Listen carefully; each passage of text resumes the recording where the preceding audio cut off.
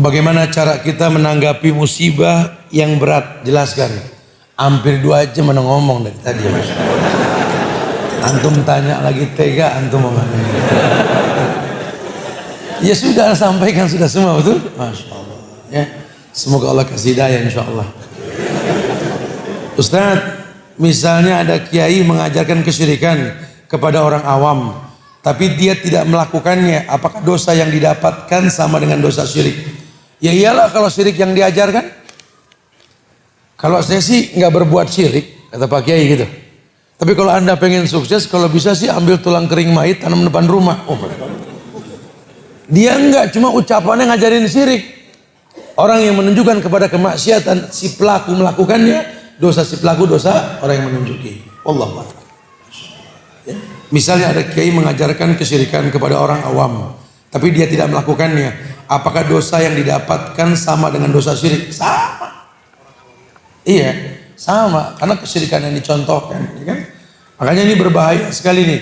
Apalagi kalau memang kita ini pemuka umat. Di Indonesia ini kan pencitraan kuat sekali nih. Ya. Makanya sebenarnya sejak zaman dahulu kala sudah ada pencitraan, gitulah. Jadi kita ini bertingkah laku ini penting. Orang tua kepada anak, pemimpin kepada rakyat perlu tahu pencitraannya ini. Khawatirnya ada keburukan yang dicontoh dan diikuti. Lain kalau memang dia tidak tahu. Beda. Ini kan dia mengajarkan walaupun dia nggak melakukan. Wallahu a'lam. Saya seorang mahasiswa dan mencoba berhijrah dan istiqomah, tapi saya dianggap aneh oleh teman saya dan sebagian keluarga. Bagaimana kiat untuk istiqomah, Ustaz? Oh iya, emang ini zaman orang yang berbuat baik itu dianggap aneh. Ya, saya suka sengaja mempraktekkan di hadapan masyarakat ini sunnah-sunnah yang ditinggalkan. Ya, saya kalau umroh sampai di Mekah atau Madinah, itu saya sholat di qashar. Saya ikut imam 4 zuhur, kemudian saya tambah asar 2 rakaat. Kalau orang lihat, wih, Ustadz di qashar males banget kan? Males dibilang. Sunnah dibilang males. Ini zaman. Saya pernah ngajar di sebuah bank. Saat itu ini kisah nyata. Selesai sholat, ada orang celangak-celinguk, anak muda 2 nih, ngeliatin masjid. Saya lagi pakai sepatu, saya tegur. Ada apa, akhi? Oh enggak Pak, cari teman ini. Enggak lama temannya keluar dari masjid. Ditanya, lu dari mana bro? Sholat. Kata yang nanya ke temennya, wih gile sholat. Sholat dibilang gile nih, 2018 loh. Masya Allah, ini zaman ini. Jadi kalau antum menegakkan sunnah di zaman yang seperti ini, kalau COVID alal jamri kata Rasul, kayak megang bara, betul. Antum masih muda, udah pakai jenggot. Dulu nggak pakai, anak gaul, tongkrongan. Hilang 2-3 tahun, balik ketemu teman lagi, udah berjanggut, temennya bengong. Lu ngapain? Bingung. Kenapa? Itu akar gigi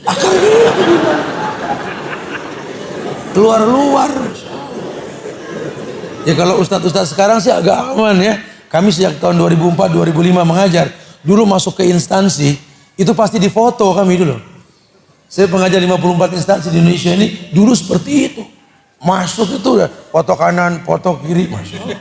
Sampai yang foto sudah ikut kajian sekarang. Dia kalau bilang, saya kalau ingat saya moto, saya malu dulu. Jadi aneh-anehan. Saya pernah pakai motor ban pecah. Saya dorong itu motor. Nggak jauh ada tukang tambal ban itu orang Batak, silai lah. Istilah kita silai. Saya datang, Lai, tolong Lai.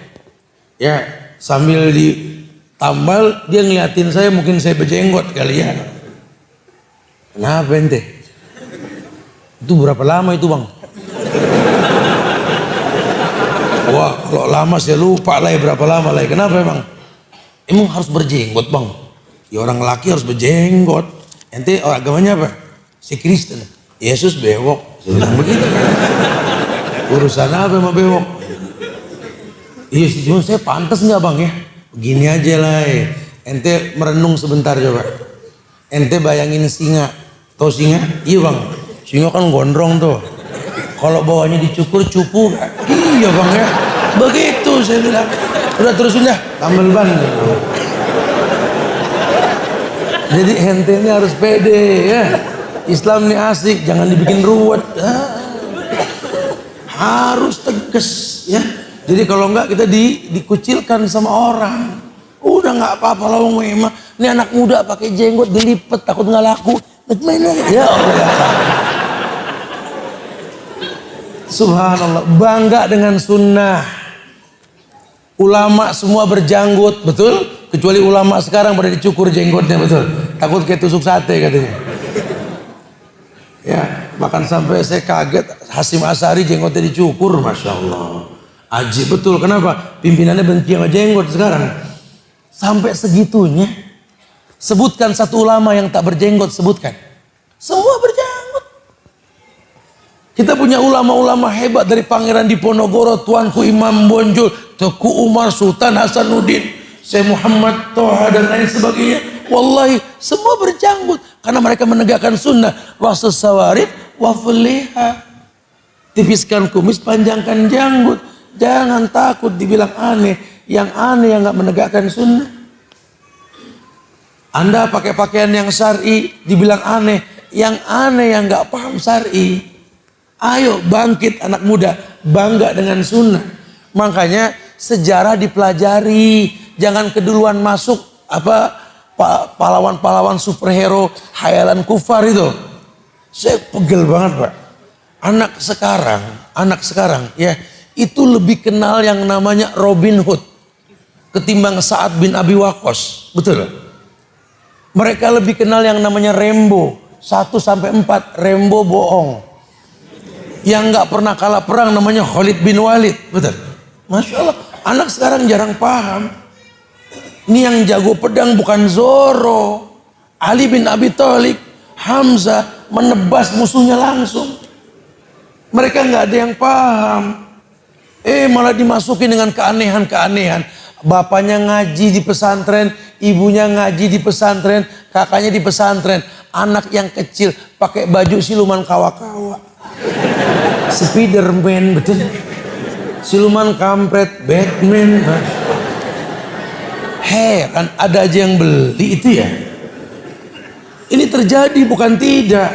Dulu siluman itu kabur sama orang Islam. Sekarang orang Islam mirip siluman. Masya Allah. Ini sudah tahu malaikat nggak masuk ke rumah yang ada patungnya. Ini orang tua di rumah, anak ada semua. Yang kayak dinosaurus, T-Rex, macam-macam ada itu. Itu kan patung Bu. Kenapa di rumah? Siapa yang beli? Ini hadiah. Nggak ngomong beli apa hadiah. Ada patung, malaikat nggak masuk. Ini kita nih. Ya, padahal yang kita butuhkan ini praktek dalam keimanan dan kebenaran kita. Makanya penting. Udah nggak usah takut dibilang aneh. Ya, nih. Mudah-mudahan manfaat insyaallah nanti ya. Antum jadi gak malu lagi nanti. Assalamualaikum. Taib, semoga Allah wa iyyakum insyaallah. Saya sering kehilangan barang saya Pak Ustaz. Seperti jam tangan, siwak, dan uang. Saya tahu itu semua titipan dari Allah. Pertanyaannya apakah barang saya yang hilang akan dihisap kelak di akhirat? Ya hisapnya ini kalau antum tidak menjaga. Kalau antum sudah menjaga ya sudah. Hisab pasti terjadi. Itu barang dipakai buat apa ya. Tapi yang pasti pakailah untuk sesuatu yang manfaat. Apakah semakin keras cobaan di dunia maka semakin dipermudah cobaan di akhirat? Insya Allah. Inna izomal jaza ma'izomil bala. Ya, orang kalau sudah banyak diuji otomatis Allah akan kurangi rasa sakitnya. Masya Allah ya. Semoga Allah jaga kita insya Allah. Ustaz, bagaimana cara atau adakah cara agar kita senantiasa berbakti kepada orang tua? Karena ketika orang tua kita masih marah, kita kadang kebawa emosi. Udah deh kalau yang namanya orang tua, ya Allah, anggaplah salahnya orang tua, benarnya anak. Apa sih hak kita untuk ribut sama orang tua? Karena Allah sudah jamin ridallah fi ridal walidain wa suhtullah fi suhtil. Tugas kita ini bukan mengimbangi emosi orang tua. Tugas kita bukan melawan orang tua. Tugas kita cuma berbakti sama orang tua. Hatta orang tua kita kafir.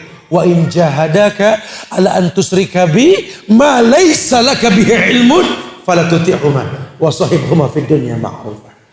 Perintahnya sahibhuma, jadikan keduanya sahabat. Walaupun dia ngajak kafir, ngajak syirik, jangan patuh.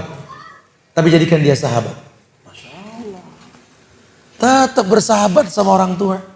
Cium tangannya, walaupun bakal ditempeleng. Gak masalah. Dia yang dosa, kita cuma berbakti kok tugas kita. Jangan jadi hakim buat orang tua kita.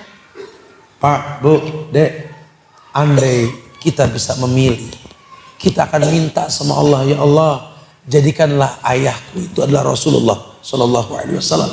Andai bisa memilih, andai aku bisa memilih, aku minta sama Allah, ya Allah, jadikan aku anaknya Abu Bakar As-Siddiq, As-Siddiqul Akbar. Andai aku bisa memilih, aku minta sama Allah dijadikan anaknya Umar Ibn Khattab yang iblis kabur sama bapak saya. Andai aku bisa memilih, aku minta dijadikan anaknya Utsman bin Affan, orang yang paling malu, hartanya Nabi tolak, Utsman. Andai aku bisa memilih, aku minta sama Allah dijadikannya anak Ali bin Abi Thalib. Andai aku bisa memilih. Cuma kan kita nggak bisa memilih. Dialah orang tua kita. Betul? Dialah ayah kita, dialah ibu kita. Siapapun dia, ridallah fi ridal walidain, usuhtullah fi suhtil walidain. Makanya saya suka bilang sama orang-orang anak-anak ini yang kesal sama orang tuanya, ya, cobalah kamu sekali-kali lihat orang tuamu kalau lagi tidur, coba. Kesel banget sama bapak, kesel banget sama ibu kita, kesel. Lihat mereka lagi tidur, lihat. Coba lihat. Ya Allah, bapak, abah, baba, abi, Masya Allah. Kesian. Ya Allah, kerut di kening ayah sudah mulai tampak. Coba lihat. Mata ayah yang hitam sudah mulai bersepah putih. Coba. Napasnya. Masya Allah. Coba lihat, ini orang yang kau benci. Coba kau lihat tangannya. Ya Allah ya. Ini tangan yang pernah menuntun saya, mengajarkan saya bertita. Lihat, ayah bukan ayah yang 20 tahun yang lalu. Coba lihat. Kamu yang benci sama ayah, kamu lihat. Kamu yang benci sama mama kamu. Ya, sama ibu kamu. Lihat ibumu lagi tidur, coba lihat sekali. Lihat. Ya Allah, mama. Masya Allah. Subhanallah. Kerut di kening mama sudah mulai banyak. Coba lihat. Mata mama yang indah sudah mulai bersepah putih, mata tua. Pipinya yang cabi sudah mulai turun, tangan sudah mulai keriput, rambut tembal tinggal segenggam. Lihat. Ini orang yang kau anggap cerewet, yang kau anggap nggak pernah akur sama menantunya. Allahu Akbar. Udah. Besok temui mereka. Minta maaf, cium tangannya, peluk mereka. Rasakan wangi kulitnya. Rasakan. Karena mungkin sebentar lagi daging bangkai yang kau cium dari dia. Kalau sudah nggak ada, baru berasa. Baru berasa. Masya Allah. Ya, betul-betul sedih kita. Saya merasakan saya mandiin mayat ayah saya sendiri. Ketika saya bersihkan tangannya, saya bersihkan kukunya. Sambil saya berkata, ya Allah, tangan ini pernah menuntun saya. Tangan ini pernah mengelus kepala saya. Sekarang kakus. Saya basuh pundaknya, saya bersihkan pundaknya. Hati saya berkata, ya Allah, di pundak ini saya pernah meletakkan dagu saya. Sekarang dia mayat, terbujur kaku. Dan kita bakal merasakan semua seperti itu. Layakkah kita emosi sama orang tua kita? Allahu Akbar. Sudah. Sahibhuma fid dunya ma'rufa. Jadikan orang tuamu sahabatmu. Minta yang terbaik pada Allah agar diberikan yang terbaik melalui mereka. Tidak ada yang sulit di muka bumi ini kalau ridho mereka kita miliki. Minta sama Allah, ya Allah, ambil semua nikmat yang kau berikan padaku, ambil semua hartaku, ambil ya Allah. Tapi jangan pernah ambil tali kasihku pada kedua orang tuaku. Minta seperti itu. Buat orang laki khususnya, secantik apapun istrimu, selucu apapun anak-anakmu, sehebat apapun kau di mata manusia, wallahi ibumu, ayahmu, baru istrimu, baru yang lain. Ya, habis ibu saya cemburuan, Ustaz. Saya datang bawa istri, dia malah marah. Ya iyalah, antum tidak tahu. Ketika antum gandeng istri antum, cium tangan ibu antum, antum pulang, dia melihat tangannya. Ya Allah, sudah berapa lama tangan ini gak digandeng sama anak saya. Sekarang dia gandeng tangan anak orang dengan mesra. Cemburu dia. Ibumu seperti anak kecil. Kau kemas sebuah kado indah, hadiah untuk istrimu. Pernah gak kau buat sebuah kemasan indah kado untuk ibumu? Gak pernah. Ya iyalah, dia cemburu. Lawang 9 bulan membawa beban dalam kandungan. Menyusuinya wahnan ala wahnin, sakit di perut. Menyusuinya dalam kondisi 2 tahun. Masya Allah. Ya amin. Ya iyalah cemburu. Kamu nonton TV, bergelendotan di pundak kekasihmu. Ibumu melihat pundaknya. Ya Allah, berapa lama pundak ini tak disendiri sama dia. Cemburu lah. Pahami, ibumu, ayahmu bukan ibu ayahmu yang 20 tahun yang lalu. Dia sudah seperti anak kecil. Kalau dulu 10 dosa kau lakukan untuk mereka, mereka siapkan 11 maaf untukmu. 100 maksiat yang kau lakukan, dia siapkan 101 maaf untukmu. Bisakah kita memberikan maaf itu untuk mereka? Ada sebuah cerita. Ya. Ada seorang laki-laki yang menikah. Dia bawa ayahnya ke rumahnya. Ayahnya sudah tua renta. Ketika makan bersama, batuk ingus keluar. Dia pecahkan gelas karena gemetar tangannya. Si istrinya agak kaget melihat ayahnya. Si anak ini agak malu. Dia tuntun ayahnya ke kamar. Dia katakan, wahai ayah, mulai besok aku bawakan makananmu ke kamar, sudah. Aku gak mau kamu dihina di meja makan, sudah. Keesokan harinya anaknya membawakan makan ke kamar ayahnya. Dan setiap hari dia lihat makanannya tidak habis. Ada di bawah tempat tidurnya. Satu saat ayahnya wafat. Dibersihkanlah kamar tersebut. Dia bawa anaknya yang kecil. Ketika kamar dibersihkan, selesai mayit dimakamkan sudah. Si anak yang kecil ini melihat ada piring di bawah tempat tidurnya. Ayahnya ingin membuang. Dia bilang, jangan ayah, jangan. Kenapa?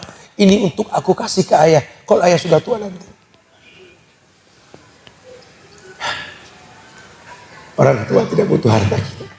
Dia cuma butuh didatangi dan ditanya. Masya Allah. Sekarang kau katakan emosi dengan orang tuamu.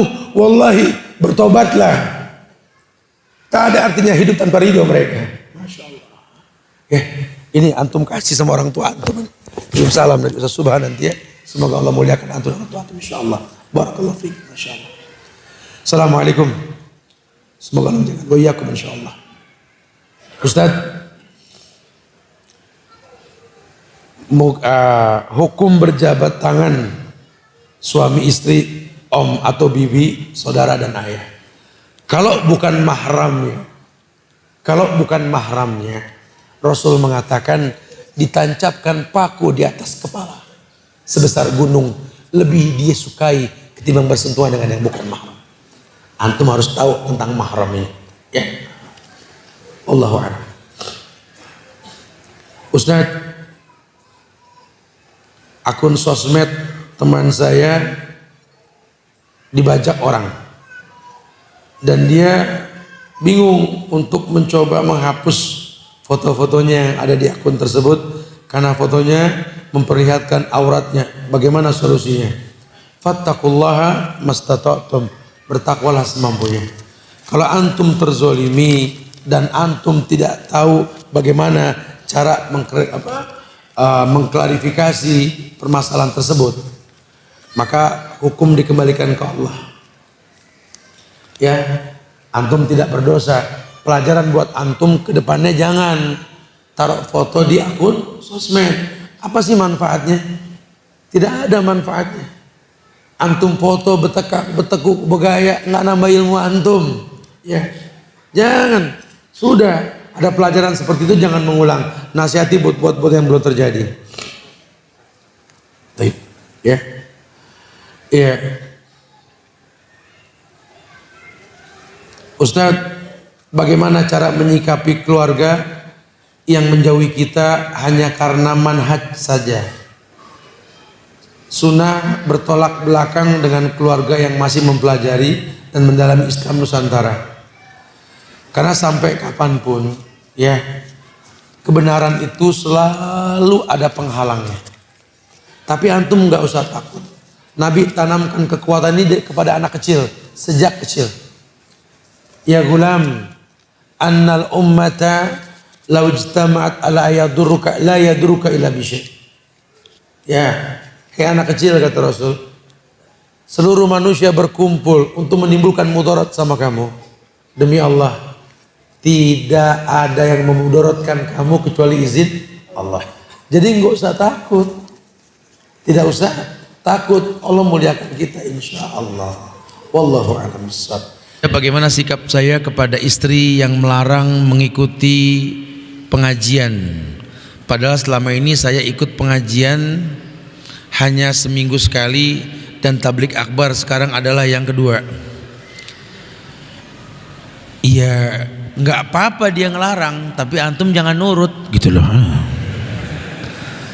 Antum takut sama istri gimana sih? Antum mau bawa rumah tangga ke surga, kalau takut sama istri ya susah. La ta'ata li makhlukin fi ma'syiatil khaliq, sama yang berhak melarang saja. Kalau melanggar larangan Allah, tolak. Apalagi istri nggak berhak melarang Anda. Apalagi alasan Anda kuat, ya ini nuntut ilmu yang manfaatnya buat apa? Buat rumah tangga kan? Tidak ada yang dikatakan kebenaran dalam hal ini. Dan istri itu jangan melarang. Ini malah kasusnya aneh di Purwokerto ini. Ya, di Purbalingga ini unik sekali. Ya, padahal apa ya? Justru saya banyak ketemu sama ibu-ibu di Jakarta minta tolong doain supaya suaminya ikut kajian gitu loh. Ini malah dilarang ini, waduh. Ini masya Allah. Ini kasus baru nih berarti ini. Ustadz sini tanggung jawab ini berarti ya. Harusnya bersyukur suami yang sibuk di waktu kosongnya pengen ke kajian gitulah. Harusnya bersyukur. Ya mudah-mudahan Allah jadikan sebuah sabab kesempurnaan buat rumah tangga kita insyaallah. Assalamualaikum Ustaz. Mentaati ibu adalah wajib. Di sekitar rumah saya ada beberapa masjid dan rata-rata jamaah masjidnya belum mengenal sunnah dan banyak berbuat bid'ah. Tetapi ada satu masjid yang sudah mengenal sunnah, tapi ibu saya melarang untuk sholat di masjid sunnah tersebut dengan alasan yang tidak syar'i. Apakah saya boleh tidak mentaati ibu dalam perkara ini? Ya nggak usah ngomong, jalan aja udah. Ini suka ini sih ya, jadi rame urusannya. Udah tahu ibunya nggak suka masjid itu ngomong mulu lagi ya. Akhirnya kan jadi masalah. Bu, saya mau kalau dia nggak nanya nggak usah lah. Kalau dia nanya ya jawab. Mau kemana nak? Mau sholat bu? Di masjid mana? Ya mana kayak begitu aja udah. Saya lupa namanya apa ya gitu. Jadi jangan dibikin-bikin, jangan malah sengaja kita kabarkan. Udah tahu ibunya ndak suka ngomong mulu lagi kan. Nah, ya akhirnya nanti antum dapat pahala juga, dapat nggak ridho juga, kerugian buat ibu Anda nantinya. Sambil didakwahin. Ya kalau bahasa dakwah sama orang tua itu memang harus dibuat waktu khusus, cara khusus gitu ya. Kita kalau ngomong sama jamaah begini, kalau ngomong sama orang tua kita nggak bisa begini. Ratusan orang bisa saya taklukkan start dengan mic di tangan saya. Ibu Anda nggak perlu pakai mic. Umurmu berapa, tetap di mata ibumu kamu tuh anak kecil gitu loh. Depan orang kamu bisa agak sok-sokan gimana, sama orang tua mah gelendotan gitu sama. Ya, atau bikin sebuah kenangan-kenangan indah yang pernah dia lakukan sehingga dia tetap berfungsi buat Anda dan merasa berfungsi gitu loh. Jadi jangan sampai kita dikecohkan sama apa yang dia lakukan. Masjid loh, kalau dia melarang kan dahsyat. Mungkin karena dia nggak paham gitu ya. Ya aja kasih tahu dia tentang indahnya masjid tersebut seperti apa gitu loh. Makanya memang ini banyak kasus anak muda setelah belajar sunnah sama orang tua nggak akur, banyak. Bukan di sini saja, di Jakarta juga sama, banyak sekali kasus. Ya Allah Ustaz, saya alhamdulillah Ustaz, di tengah-tengah pergaulan yang nggak bener nih saya udah ngaji Tat, udah 6 bulan saya ngaji Tat, alhamdulillah. Ya sunnah-sunnah udah mulai paham Tat, saya udah nggak isbal, saya udah menggunakan janggut seperti yang diperintahkan Rasul Tat. Cuma ya ujian anak orang tua Tat, 6 bulan nih anak pas banget Tat sama ngaji, nggak tegor-tegoran. Oh Masya Allah ya. Nanti antum ada yang salah itu. Apa yang membuat antum gak tegur-teguran sama orang tua? Karena pemahaman yang berbeda. Jadikan dia sahabat. Kalau orang antum ajak ngomong bisa paham, kenapa orang tua gak paham? Mungkin cara antum salah. Sama orang antum bisa bikin asik, makan di tempat yang enak sambil berdakwah. Sama orang tua antum ngobrol di tempat yang itu aja bikin dia bosan, betul? Kalau ngomong sama orang tua posisinya antum meja, orang tua hordeng nako, begitu aja posisinya. Di tempat yang nggak berubah. Kadang-kadang antum ajak ngomong orang tua di rumah orang tua yang antum numpang, makan di atas meja milik dia, makanan dia yang masak. Kalau Allah mak, oh kalau Rasul gitu loh. Ini kata orang tuh opo iki.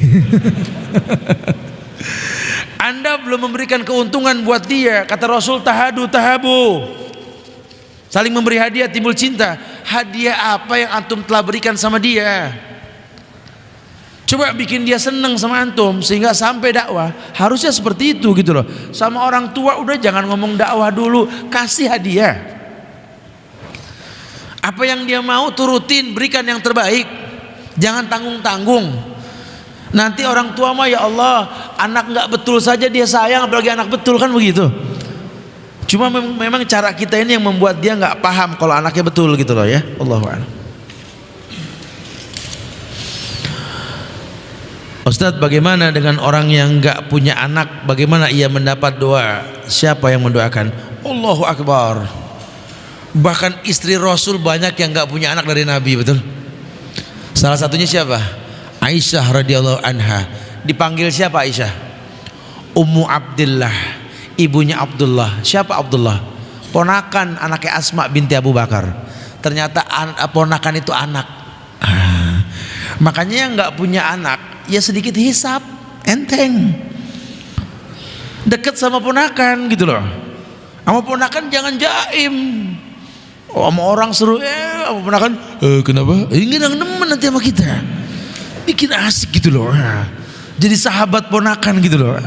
Sampai dia asik ngobrol, nanti kebuka dia. Udah kayak anak, ya ponakan anak. Ya, makanya jangan main-main nih, ponakan itu anak, dahsyat.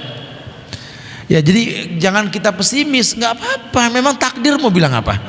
Allah perankan kita sebuah permainan di atas dunia, orang yang nggak punya anak, nggak apa-apa. Orang mau punya anak, nggak punya anak mati pasti, betul.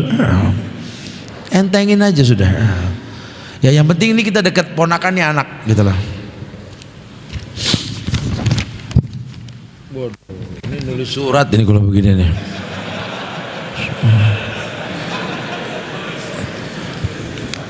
Jadi kayak baca sertifikat kalau begini. Assalamualaikum Ustadz Subhan Wajir. Yang seperti diketahui di Masjidil Haram yang mulia ada orang-orang Indonesia yang cari duit dengan jalan sebagai CCHA, calon cium hajar aswad. Saja nih. Dari zaman Orba sampai dengan zaman reformasi, askar Saudi Arabia tidak mampu memberantas CCHA tersebut. Pertanyaan saya, Kalau melawan CCHA aja nggak becus, maka umat Islam bisa merebut Yerusalem insya Allah. Apa hubungannya gitu loh, Yerusalem sama CCHA gitu loh. Jangan begitu bahasanya ya. Ya kalau bicara masalah CCHA, kemunafikan dan lain sebagainya seputar Masjidil Haram, nggak ada hubungannya sama askar Saudi gitu loh. Ya memang askar Saudi memang tidak tahu, dan mungkin dia juga memang ada yang tahu, wallahu alam bisawab. Tapi kemaksiatan yang terjadi di sebuah tempat itu nggak bisa mewakili sebuah kegagalan yang ada di sekitarnya gitu lah. Ya, bukan begitu bahasanya. Maka tugas kita untuk mengingatkan. Makanya bikin travel yang syar'i. Ya, mulai dari sekarang kita nggak bisa mencegah pabrik rokok Pak di Indonesia. Maka saya suka bilang, gimana antum mau banyak yang datang kajian, lawang iklan kajian kalah sama iklan rokok, betul? Rokok pakai baliho, antum kajian di Masjid Agung pakai broadcast, betul? Mana balihonya mana? Nggak ada yang tahu. Ini baik loh, menggiring masa untuk jadi orang soleh. Semoga Allah muliakan kita dengan kemuliaan dalam ilmu yang kita tuntut. Kelak ini yang hadir di sini anti demo, anti mencaci maki pemerintah, betul? Anti bom bunuh diri. Bahkan kita giring masyarakat, yuk doakan presiden kita, yuk doakan bupati kita, wali kota kita, camat kita doakan, gubernur kita doakan. Karena doa rakyat yang terzolimi itu mustajab. Bukan hujatan, bukan cacian, bukan makian. Kebaikan gak diekspos. Iya. Nah kalau masyarakat sudah tahu tentang travel yang syar'i, ini CCHA ini gak ngaruh. Tidak ngaruh, dan sekarang sudah mulai nggak ngaruh, sehingga banyak sekali yang CCHA ya, CCHA ini datang ke saya ini ngomong, Ustaz, Anda bisa bimbing travel kan Ustaz? Kenapa? Udah kurang customer Ustaz, begitu katanya. Orang udah mulai paham, kan bagus. Itu tugas kita, bukan tugas Saudi. Lawang itu rakyat kita, rakyat Indonesia kan yang di situ, betul? Orang Indonesia semua kan? Saya kan kalau lagi di Arab muka saya kan saru. Saya kalau udah di Saudi itu pakai gamis, orang bilang saya bukan orang Indonesia sudah. Sehingga saya di belakang CCH itu aman. Dia nawarin, ayo cium Hajar Aswad, Hajar Aswad, Hajar Aswad. Saya bilang jangan mau, jangan mau. Saya bilang, saya tutup mulut saya, dia begini. Ya makin banyak orang yang tahu itu salah, makin dijauhkan dengan sendirinya nanti. Jadi bukan cuma tugas Saudi, tugas kita gitu ya. Kalau bicara masalah Yerusalem dan lain sebagainya, nggak usah khawatir. Bapak yang nulis ini kaji hadis tentang keutamaan sholat di 3 masjid. Apa? Masjidil Haram, Masjidil Hadza, wa Masjidil Aqsa. 100.000 kali lipat sholat di Masjid Haram, Masjidil Haram. 1000 kali lipat pahala sholat di Masjid Nabawi. 500 kali lipat Masjid Aqsa. Sampai kapan? Sampai kiamat. Betul. Sehingga hadis ini rahmatan lil alamin. Kalau akidah kita betul, kita yakin ini Allah bakal jaga Aqsa sampai kiamat. Jangan jadi khawarij yang berpikir buruk tentang Allah. Masa kita kalah sama Abdul Muthalib ketika ngelawan Abraha, ingin menghancurkan Ka'bah? Kalau ternak ini milikku, aku yang punya, aku yang ngangon. Kalau Ka'bah milik Allah, Allah yang bakal jaga. Abdul Muthalib paham itu. Kenapa kita orang Islam kok kalah paham sama mereka? Sehingga kita berorientasi jihad. Jihad diidentikan sama perang di Palestina, mengangkat senjata, pedang berdenting dan lain sebagainya. Allahu Akbar. Kupas masalah jihad. Dirwatus sanamihi al jihadu fis sabilillah. Puncaknya agama ini jihad. Islam tahu, ulama tahu puncaknya agama jihad. Anda mau bicara jihad, bicara hukum selain jihad dulu. Syahadat, sholat, zakat, puasa, haji, kita ngomong jihad. Dan jihad kata Islam apa? Al jihadu fis sabilillah bi amwalikum wa bi anfusikum. Jihad yang utama dengan hartamu, dengan jiwamu. Taklukkan dunia, jihad dengan hartamu. Tidak diidentikan jihad dengan perang di Palestina saja, tidak. Kalau memang kita nggak sampai ke Palestina, mulut jangan bosan, doakan para pejuang di sana. Kalau punya kemampuan silahkan. Anak pengen jihad di Palestina, bagus. Selama memang nggak membuat kezoliman. Anak pengen ikut ke Palestina, pengen jihad, ya bagus. Tapi udah mantap, insya Allah tat. Dia nggak tahu di Palestina itu orang-orang Yahudi, Bani Israel, atau orang-orang Palestina sendiri tuh tinggi-tinggi, gede-gede.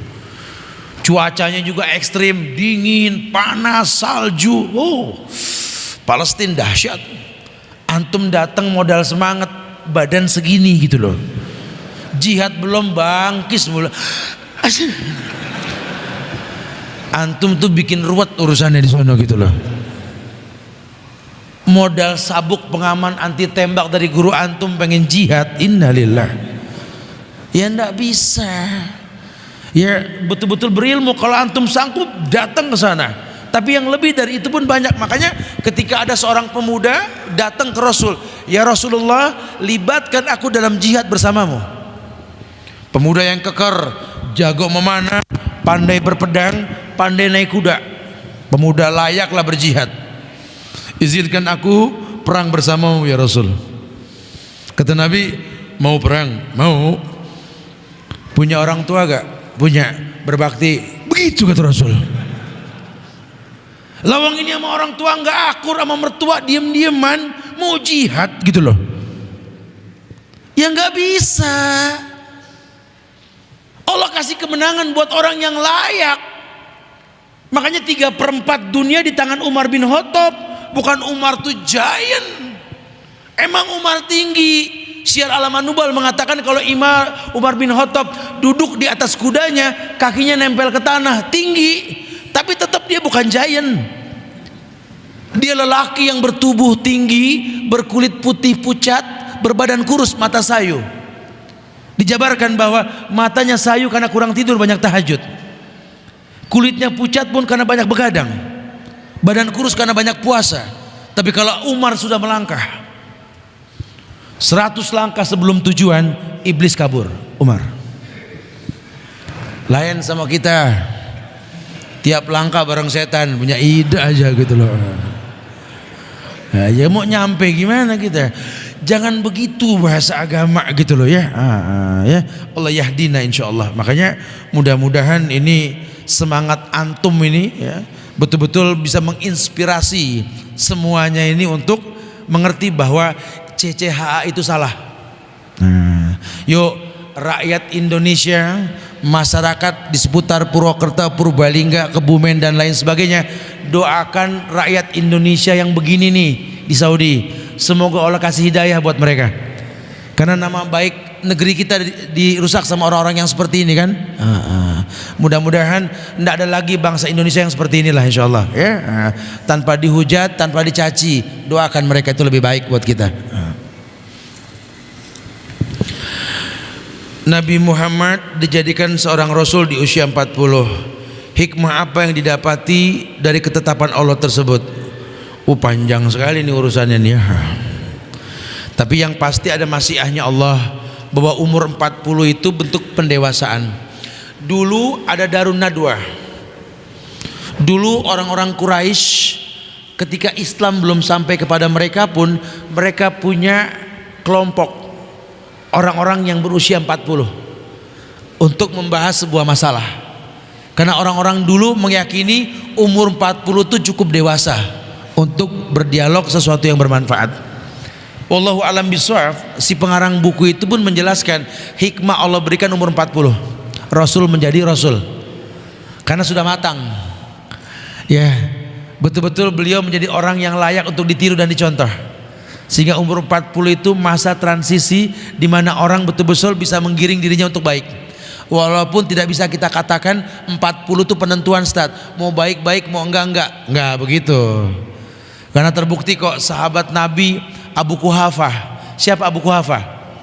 Ayahnya Abu Bakar. Masuk Islam ketika Futuh Mekah. Turun dalil tentang mewarnai janggut. Dari Abu Quhafah kan. Lihiyatuhu kasuhub. Jenggotnya seperti awan yang putih. Umurnya 80 lebih baru masuk Islam. Enggak ada yang enggak mungkin. Tidak ada yang tidak mungkin. selama hayat masih dikandung badan, dunia ini alam kemungkinan. Maka yang paling bagus, jadikan dia sahabat dalam hidup kita. Dakwah dengan bahasa persahabatan itu enak sekali. Nah.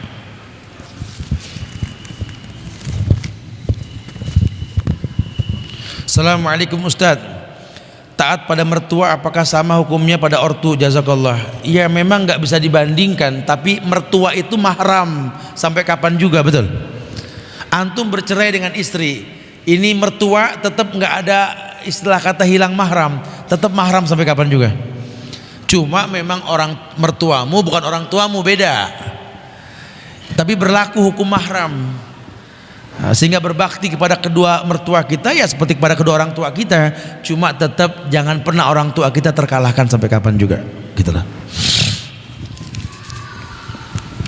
Ustaz, bagaimana cara menjadikan orang tua sebagai sahabat tapi tidak menjadikan kita tidak sopan? Karena biasanya kan kalau sahabat terkesan belak-belakan, ya nggak begitu bahasanya, akhi fillah. Kalau yang dikatakan persahabatan ini tetap dilihat usia. Nabi mengatakan walakin sahibukum hadza khalilullah, tetapi sahabat kalian ini adalah kekasih Allah. Ketika Nabi bicara sahabat kepada sahabatnya, bukan berarti merendahkan dirinya. Karena yang namanya sahabat dalam Islam ini manfaatnya dahsyat. Sahabat itu berkaitan dengan karakter orang yang disahabati. Ya. Almaru ala dini khalili. Orang tergantung agama sahabatnya. Jadi berkait sekali. Nah, yang dimaksud sahabat di sini sahabat yang mengerti bahwa apalah kalau bahasa ulama itu sadiquka man abkaka la man adhakak. Sadiquka man abkak la man adhakak. Teman kamu tuh teman yang menangisi kamu, bukan mentertawai kamu. Teman kamu teman yang menangisi kamu, bukan mentertawai kamu. Teman yang sedih kalau kamu berbuat salah, itu teman yang sejati. Bukan malah setuju dengan kesalahan yang kau lakukan. Teman kalau kau lagi senang dia menjauh, kalau kau lagi susah dia mendekat, itu teman sejati. Bukan ada gula ada semut. Lagi senang pada kumpul, kamu susah orang kadang nengok, bukan. Teman yang sejati seperti itu. Makanya ke orang tua kita bersahabat, maksudnya apa? Kita tahu yang sahabat kita mau. Lawang yang namanya sahabat dispensasinya khusus kok. Kita punya mobil, orang lain sahabat kita yang make keserempet, untung sahabat. Saudara kita yang pakai kita ngamuk-ngamuk, betul? Kita nggak bersahabat sama saudara kita. Saya ribut sama saudara saat dia pakai mobil sampai pengok. Jadi kemarin sahabat kamu nggak ngomel, ya temen, begitu bahasanya kan. Jadi kalau temen tuh ada dispensasi biasanya. Makanya kalau kita bisa bersahabat sama orang tua, ya seperti bahasa tadi, wasahibhuma fid dunya ma'rufah. Jadikan orang tuamu sahabat yang ma'ruf, yang transparan. Bangga pakai nama belakang orang tua, embel-embel bin fulan, bikin orang tua bangga. Hatta orang tua kita kafir, tetap binnya jelas. Jangan malu pakai nama orang tua, jangan malu. Ya mau perempuan mau laki tetap. Makanya nggak ada istilah kata embel-embel perempuan pakai nama suami, nama orang tua. Ya. Begitu pula laki-laki embel-embel orang tua ini jangan malu, bangga punya orang tua. Anak fulan bin fulan, orang tua anak ini tegas gitulah. Siapapun dia, ya inilah saya. Nah, tapi tetap indal fata mayakulu anada, walaisal fata mayakulu kan abi. Pemuda itu yang berkata ini saya, bukan ini orang tua saya. Cuma bangga punya orang tua mereka gitu. Assalamualaikum. Bagaimana cara mendoakan ibu yang sudah meninggal dan bagaimana cara membahagiakan ibu karena semasa hidup saya belum membahagiakannya. Ada bentuk bakti ke orang tua ketika dia sudah wafat. Tadi sudah sepintas. Yang pertama yakni mandikan mayitnya, kafankan, sholatkan, kemudian bayarkan hutangnya, kemudian sambung tali silaturahmi dengan sahabat-sahabatnya ketika hidup, kemudian hajikan dia, kemudian buatlah amalan-amalan yang berpahala bisa masuk ke lubang kubur dia. Ini bakti kita kepada mereka. Wallahu a'lam. Assalamualaikum Ustaz. Ana ditinggal pergi sama ibu waktu umur 2 bulan. Sampai sekarang umur 37 tahun. Ana tetap mendoakan, akan tetapi ana pengen sekali membahagiakan beliau. Apa ana perlu mencarinya? Oh, ibunya masih ada ya? Ya harus mencarinya. Mohonlah kepada Allah, semoga Allah pertemukan kamu dengan orang tua kamu insyaallah. Dan saya mendoakan dari sinilah supaya kamu merasakan wangi kulit orang tuamu. Temui dia, temui, dan mudah-mudahan Allah mudahkan anda insyaallah ya. Karena apa artinya hidup kalau kita nggak dapat berbakti kepada kedua orang tua kita insyaallah.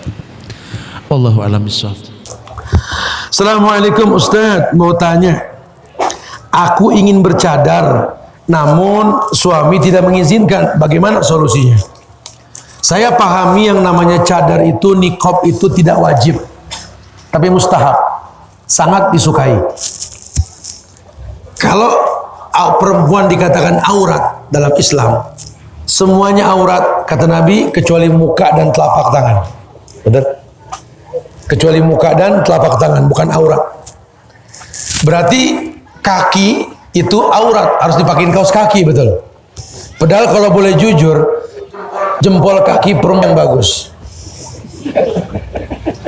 Nggak ada yang bagus, harus ditutup. Kira-kira jempol kaki sama hidung sama mulut bagusan mana? Bagusan hidung dan mulut. Kok yang bagus nggak ditutup, yang jelek ditutup? Ini bahasa saya Muhammad sallallahu alaihi wasallam.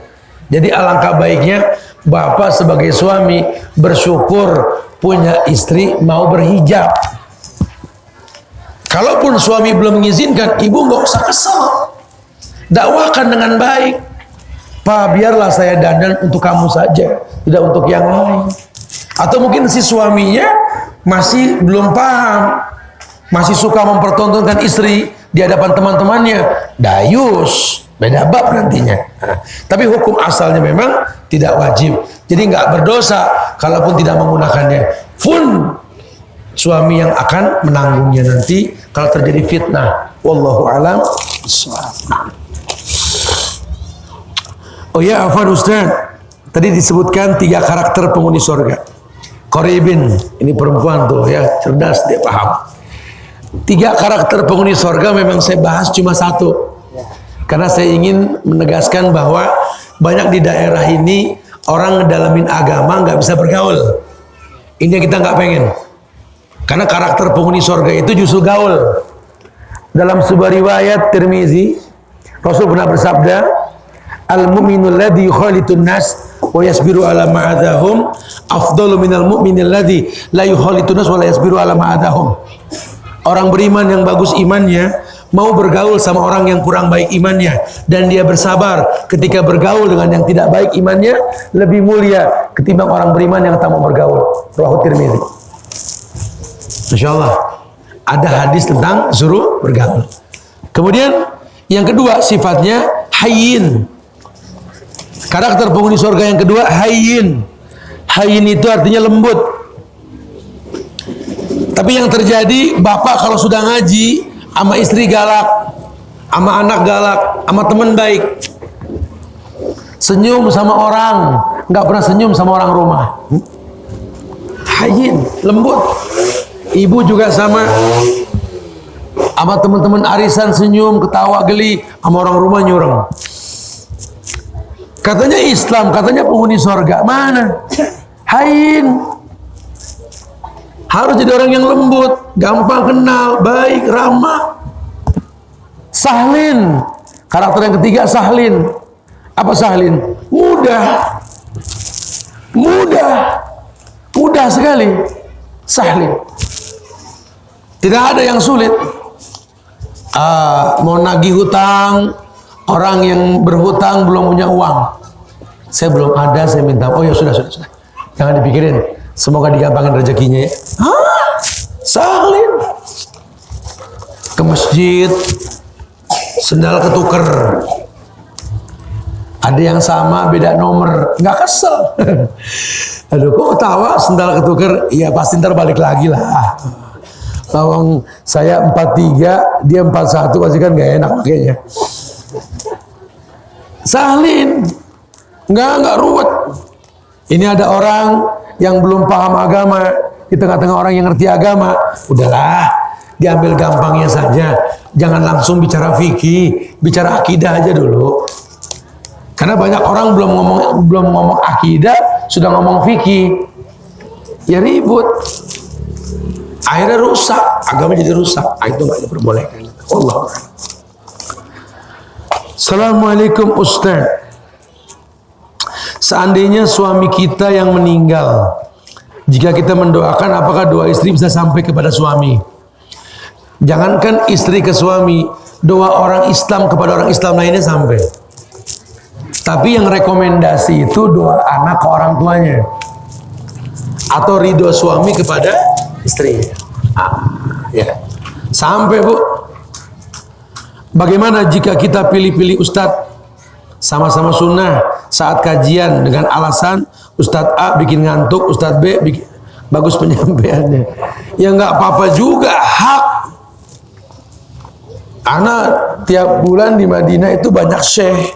Ana pilih beberapa syekh karena ana nyaman, boleh.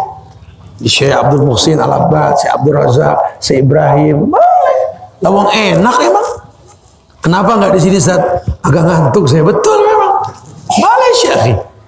Makanya Ustadz kalau nyampein ini matanya hidup, ngelihat orang. Kalau kira-kira udah pada ngantuk jangan dipaksain. Ini yang penting hatam. Ya wis, nggak ada artinya. Harus ngelihat, oh antum paham gak nih? Kalau nggak paham jangan paksakan. Kalimun nas bima ya'rifu alaih, sampaikan mengikuti standar manusianya. Kecuali kalau kajian kitab, antum punya disiplin, antum kejar sanad, ngantuk wudu. Kalau enggak kacau ini. Ya, akhirnya setengah-setengah yang antum denger. Kacau dah kalau begitu ya. Tolong jelaskan kapan sholat bisa dijamak, Ustaz? Ya ketika safar. Kapan lagi? Sakit nggak boleh di safar, nggak boleh dijamak, nggak boleh. Tapi sekarang unik, bukan sholat aja yang dijamak, qashar. Ada yang namanya salam di qashar, pakai bahasa WhatsApp. Assalamualaikum warahmatullahi wabarakatuh. Jadi aswarwab. Kita jawabnya gimana? Was gitu ya. Itu bid'ah dolalah itu. Lalu Nabi nggak pernah mengqashar salam. Orang sekarang qashar. Nabi Muhammad saw. Allah sewet. Hati-hati itu ya. Jangan sembarangan tuh. Oh ya, afwan Ustaz. Alas, bes. Antum. Ada di sebenarnya masalah pakaian. Gampang itu kalau pakaian masyarakat adatnya, kalau ada acara pesta, dia pakai ikat kepala kiri dengan ikat kepala Hindu. Oh tadi saya lewat. Tadi saya lewat kemarin betul? Selendang. Ya. Pindah. Saya lagi lihat nih orang Hindu. Saya lagi lihat tadi. Saya tahu tadi. Yang anak tanyakan, mereka kan Muslim. Ya. Kalau mereka biasa seperti itu, apakah mereka masuk dalam tasabuh? Ya, Pak, tasabuh itu dosa besar. Tapi dikatakan dosa besar kalau niatnya tasabuh. Ya, dulu saya ini ustadz yang suka pakai blue jeans. Saya dikomplain sama banyak ustadz sunnah di Indonesia. Tuh Ustadz Subhan kayaknya agak beda manhajnya itu. Karena suka pakai blue jeans. Berhubungan sama jeans. Saya bilang bodohnya orang, apa hubungannya blue jeans sama jin? Nggak ada hubungannya. Ya, sampai Ustadz Firanda dulu ketika dia ngajar di Nabawi itu sempat berdiri untuk datang lihat saya, dia samperin saya, diajak ngobrol saya. Kita bisa ngobrol nanti Ustadz. Ya Her, sama Ustadz siapa satu lagi Ustadz Fauzi sama siapa lagi. Sudah kita makan. Dialoglah kita bertiga sama beliau. Beliau cuma pengen menegaskan, antum betul pakai blue jeans. Iya pakai blue jeans. Kenapa? Ya nggak apa-apa. Antum tahu penderitaan Ana sebagai biker, saya bilang. Ana pakai motor tuh nggak ada yang cc-nya kecil. paling kecil 250 cc. Itu mesinnya panas. Kalau saya pakai celana bahan, kebakar, saya bilang. Antum senang saya nggak ngajar karena paha saya kebakar, saya bilang. Kemarin saya pakai motor sama teman-teman, Jeddah, Mekah, Madinah, saya pakai motor. Itu saya buka celana saya tuh melenting kebakar semua ketika di badan. Masya Allah. Sehingga kalau para bikers pasti pakai celana, kalau nggak setel kanvas gunung, kalau nggak blue jeans dia pakai. Malaysia nggak ada masalah. Atau antum bukan bikers tapi kerja di pembuatan besi kayak di Krakatau Steel, pasti pakai blue jeans. Atau kerja di tambang, pasti pakai bahan tebal, pakai sepatu boot. Betul? Itu kan manfaat yang kita pakai. Ya kalau nggak ada manfaatnya antum tasabuh. Makanya tanya sama orang-orang antum di kampung itu, ini memang sengaja biar sama-sama orang Bali atau tidak? Kalau dia bilang oh beda, selesai Pak, bukan tasabuh. Ya Allah musta'an, karena tasabuh itu pakai niat. Saya sengaja pakai blue jeans biar kayak bintang film bule, haram. Tahu itu bule, ini bulan kan beda ya. Misalnya kita mau berbaur ke sana, Ya. kita pakai pakaian seperti di kampung kita itu. Ya. Niat kita supaya sama dengan mereka, apakah kita tidak? Luruskan dulu yang pertama tadi. Mereka seperti itu buat sama Hindu tidak. Kalau tidak Malaysia, tidak ada masalah. Allah ya. Masyaallah. Antum. Ya. Waalaikumsalam. Selama ada kajian ilmu dan organisasi Islam jarang membahas tentang negara itu, dan itu yang di situ itu kita yang kajian dalam mengatakan mereka tuh selalu dibahas ya kita berbuat baik. Iya. Itu gimana? Saya nggak paham karena saya bukan orang ormas nih Pak. Tapi biasanya kalau yang namanya ormas, ADART-nya itu kuantitas Pak, bukan kualitas. Karena dia berusaha untuk bicara menjaga jumlah bilangan. Maka dia tidak akan pernah bicara yang merusak bilangan Pak. Mayoritas di negeri kita ini pelaku bid'ah. Sehingga kalau dia ngomong, orang tidak suka, hilanglah masa buat dia. Gitulah. Tapi kalau umat Muhammad nggak bicara kuantitas, bicaranya kualitas. Makanya kita nggak pernah khawatir. Mungkin jumlah orang yang paham sunnah nggak sebanyak pelaku bid'ah, tapi iman dan takwa yang bisa membuat kita mengajar. Satu guru 1000 murid. Nggak perlu 1000 murid untuk dapat satu guru. Artinya nggak perlu ada 1000 guru untuk dapat satu murid. Idealisnya kan begitu. Kayak orang bikin sekolah Pak. Ini boleh nih prinsip nih dipegang nih. Ya. Bahwa yang namanya sekolah itu dibangun karena ada murid. Bukan bangun sekolah manggil murid. Dagang nih namanya. Kita nih idealisnya begitu harusnya. Kenapa Pak kok direnovasi Pak ditambah jumlah? Karena murid sudah nggak ketampung ini. Saya harus bikin. Itu yang betul. Ini murid belum ada sudah bangun pakai spanduk menerima murid baru, ayo sini itu kan pasar. Di mana-mana yang namanya murid nyari guru, bukan guru nyari murid. Itu yang paling betul. Sesekali guru boleh turun ke lapangan, tapi bukan merutinkan. Yang paling baik kita mendatangi guru, bukan guru mendatangi. Urgensinya guru datang ke murid kalau memang harus datang. Ya, karena tercium bau fitnah tiap bencana di Indonesia ini Pak, yang masuk misionaris, yang masuk bank-bank riba. Kita turun ke lapangan, kita ingetin, antum dibantu terima bantuan boleh, ya, tapi harus tahu misinya apa. Kalau kayak kemarin misinya jadi customernya bank konvensional, jangan mau dong ya. Lebih baik mati mempertahankan akidah ketimbang mati hidup dalam kondisi berlimpah ruah dengan cara yang haram. Wallahu a'lam. Belakangnya Pak. Silakan. Waalaikumsalam warahmatullahi wabarakatuh.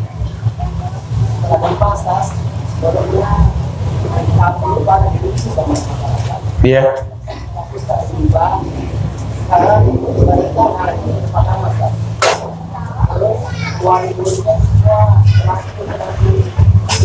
Iya. Iya.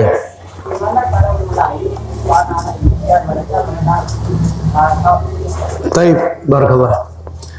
Ya, sebenarnya Pak, kalau yang kita sampaikan ilmiah dan kita berilmu sebelum beramal Pak, nggak usah khawatir Pak. Islam ini agama yang diterima di semua tempat. Kalau kami di Jakarta ini secara ilmiah dalam dakwah ini kami nggak pernah khawatir orang mau kabur atau apa. Karena sejak zaman Nabi sudah dikatakan kepada Ali bin Abi Thalib, ya Ali, la yahdiyakallah rajulan wahidan khairun laka min khumrun ni'am. Betul? Ali, satu orang dapat hidayah melalui kamu cukup, lebih baik ketimbang unta merah. Kita yakin Islam ini ilmiah, sehingga kalau teknik penyampaiannya betul dan kita menguasainya, ngaji ini nggak bikin boring, Pak. Ngaji ini nggak bikin ngantuk. Bapak bisa buka nanti di YouTube, buka Al-Azifi Channel, jangan buka nama Ustadz, fitnah. Kalau ngetik nama Ustadz di YouTube, fitnah semua Ustadz. Ustadz Subhan, Ustadz Syafiq, Ustadz Khalid, Ustadz Yazid, semua fitnah banyak. Karena memang musuh-musuh sosmed ini bahaya. Tanya channelnya apa? Kita punya channel tiap Ustadz. Ini kita Al-Azifi Channel gitu ya. Buka, nanti lihat di situ ya. Itu akan dijelaskan sekian banyak hal yang berkaitan dengan itu. Karena sesungguhnya Islam itu asik. Islam itu enjoy. Islam itu nggak membuat boring.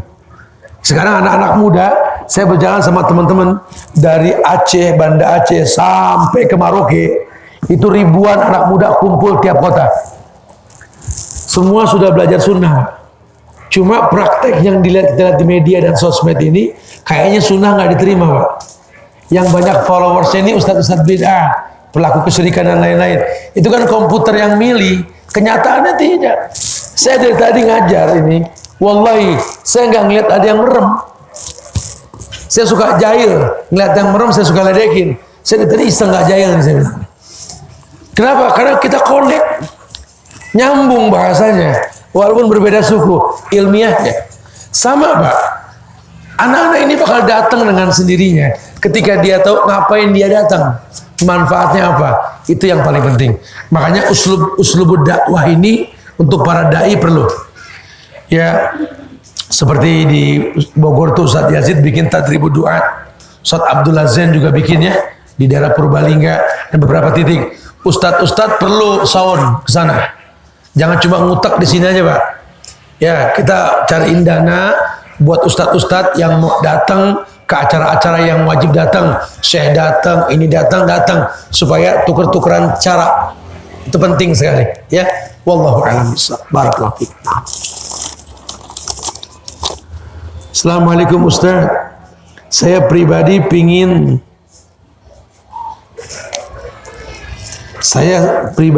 pingin tahu biografi Ustadz, nama dan segalanya.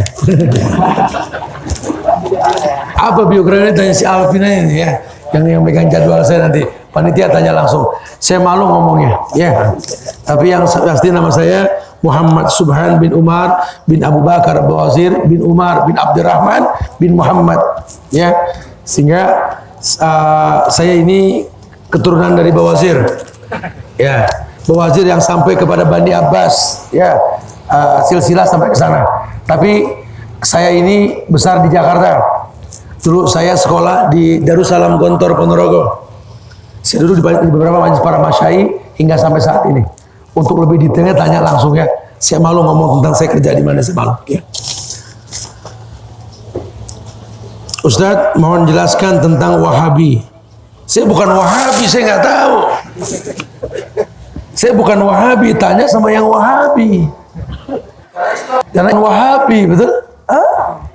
Ini orang bilang Wahabi. Yang saya tahu mungkin kalau Wahabi, karena saya laki kali. Wahabi. Kalau perempuan Wahumi, begitu. Ini di kita ini suka macem-macem ya.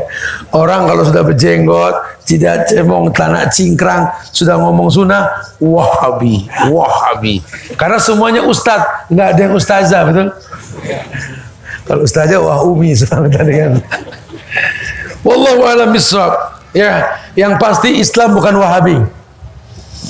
Ya, kalau orang menisbatkan Wahabi dengan Syekh Muhammad bin Abdul Wahab, harusnya Muhammadiyah, karena Muhammad bin Abdul Wahab, bukan Wahabinya yang diambil. Ya, Abdurrahman bin Abdul Wahab bin Abdurrahman Al-Wahabi, ini abad kedua dulu. Ini memang yang pembunuhnya para sahabat, ya, perusaknya zaman tersebut. Kemarinnya tidak sama sekali. Yang mereka takutkan dengan istilah-istilah Wahabi kepada Ahlus Sunnah apa coba? Mereka orang yang suka mendemo pemerintah. Enggak ada Ahlus Sunnah menyuruh berdemo. Bahkan demo haram. Sibabul muslim fusuq wa qitaluhu kufrun, betul? Mencaci maki orang Islam dari pinggir jalan fasik, membunuhnya kafir. Rawahu Bukhari. Apa dibilang Wahabi? Mungkin karena mereka suka pasang bom. Bahkan Islam haramkan menodongkan senjata kepada orang Islam, apalagi membunuh. Apa sih istilah Wahabi? Enggak paham saya. Orang menisbatkan keburukan dengan Islam. Ini PKI yang ngomong, bukan orang Islam. Yang nggak suka dakwah sampai kepada bangsa Indonesia ini. Kenapa? Karena semua pahlawan Indonesia agamanya Islam dan Ahlus Sunnah wal Jamaah. Wallahu a'lam bishawab. Baik. Insyaallah mudah-mudahan satu lagi nih. Bagaimana hukum tentang mahasiswa salaman atau murid salaman dengan lawan jenis seperti guru atau dosen? Ya nggak boleh. Ditancapkan paku sebesar gunung lebih dia sukai dengan bersentuhan dengan yang bukan mahram. Ya jelas nggak boleh. Wallahu a'lam bishawab. Baik. Insyaallah manfaat yang disampaikan buat saya pribadi, buat jamaah sekalian, ya, buat kita semua. Jangan lupa untuk saling mendoakan. Yuk jaga ukhuwah di antara kita. Yuk saling mendoakan. Doakan diri kita, orang tua kita, negeri kita Indonesia, doain. Doakan bangsa Indonesia ini.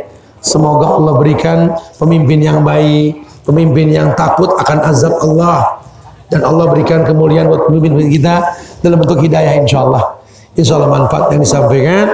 Kita tutup dengan kafaratul majlis. Subhanaka wa bihamdika, asyhadu an la ilaha illa anta, astaghfiruka wa atubu ilaik. Assalamualaikum warahmatullahi wabarakatuh.